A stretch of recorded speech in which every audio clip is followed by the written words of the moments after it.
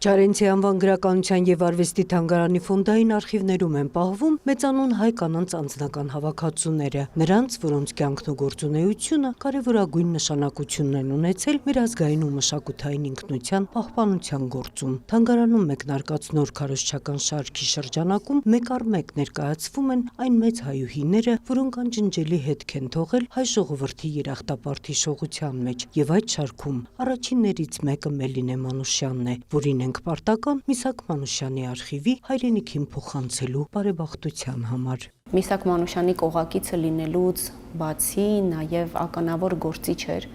ֆրանսիական շարժման դիմադրության մասնակից, ով իր լուր գործունեությամբ չափազանց մեծ օգտակար գործ էր անում։ Եվ Միսաք Մանուշյանի մահվանից հետո նա շարունակեց ապրել, պատմելու, աշխարհին ներկայացնելու եւ Միսակի հիշատակը վառ պահելու մեջ իր ներդրումն ունենալու։ Բացի Ֆրանսիայի ազգային հերոսի գաղափարակից զինակիցը լինելուց, Մելինեն նաև նրա մուսան էր, եւ հենց նրա շնորհիվ ֆրանսիական դիմադրության աննկուն մարտիկը հաճախ զենքը փոխում էր գրիչով եւ վերածվում պոետի։ Այսօր գաթում է պահվում հերոսի արխիվի մի պատկառելի մասը, նրա բանաստեղծություններն ու անտիպորագրությունը։ Այս տարի թանգարանի եւ Հուրի Վարժապետյանի գործակցությամբ, որը վերծանում է Միսաք Մանուշյանի օրագրություններն ու նամակները, Մարսելի հայտնի հրատարակչություններից մեկը առաջին անգամ ֆրանսերեն հրատարակել է հատվածներ Մանուշյանի օրագրություններից, եւ դրանք պարզապես հուշեր չեն, այլ խիստ արժեքավոր վավերագրություններ, որոնք նորովի են բացահայտում ոչ միայն դիմադրության շարժման պատմությունը, այլև շարժման առաջնորդներից մեկի մարդկային կերպարը։ Այս օրագրությունները միայն պատմական բնույթ չունեն, այստեղ Մանուշյանը գրի է առել նաև իր անձնական հույզերը,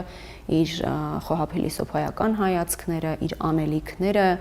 նույնիսկ տարվա կտրվածքով կետ առ կետ նշել է, թե ինչ պիտի սովորի, այդ թվում հայերեն չմոռանալով։ Եվ այստեղ այս օրագրությունների միջոցով բացահայտում ենք ոչ միայն Մանուշյան ազգային հերոսին, այլ Մանուշյան բանաստեղծին, այն քնքուշ կերպարին, այն քնքուշ հոգուն, որ թաքնված էր,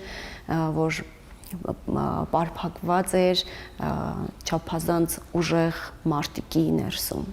Մանուշյանական նոր ֆրանսիական հրատարակությունն արդեն ջերմ արձագանք է գտել Ֆրանսիայում, եւ գրականության ու արվեստի թանգարանը կշարունակի գործակցությունը ֆրանսիացի գործընկերների հետ Մանուշյանի մյուս անտիպները եւս հրատարակելու եւ դրանք ամբողջական շարքի վերածելու նպատակով։